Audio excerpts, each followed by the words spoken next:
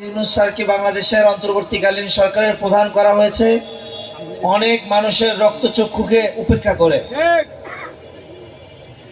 কারণ বাংলাদেশের মধ্যে এরকম ভূত আছে, তারা চায় না যে বাংলাদেশ উন্নত বিশ্বের সাথে তাল মিলিয়ে উন্নত দেশ পরিণত হোক। তারা শুধু চায় যে তাদের পরিবারতন্ত্র আর তাদের ফ্যাসিজম আর তাদের নিজস্ব স্বার্থ হাসিল করে বাংলাদেশের মানুষের রক্ত, বাংলাদেশের মানুষের শরীরের গোশত, বাংলাদেশের মানুষের আকাঙ্ক্ষাকে কিভাবে শেষ করে নিজে কিভাবে বড় হওয়া যায়।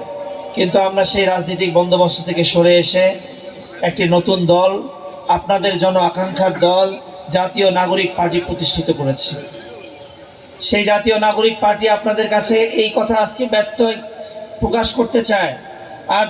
আর ব্যর্থহীন কণ্ঠে নাগরিক পার্টির পক্ষ থেকে আমি একজন দায়িত্বশীল হিসেবে আপনাদের কাছে এই কথার পরিপূর্ণ আশাবাদ ব্যক্ত করতেছি যে বাংলাদেশের মধ্যে যে এরকমভাবে ফ্যাসিস্ট হাসিনা গোপালগঞ্জ নামে একটা জেলাকে প্রতিষ্ঠিত করছিল ফ্যাসিজমের জেলা হিসেবে, আমরা ভবিষ্যতে বগুড়াকে এ ধরনের কোনো জেলায় পরিণত করব না।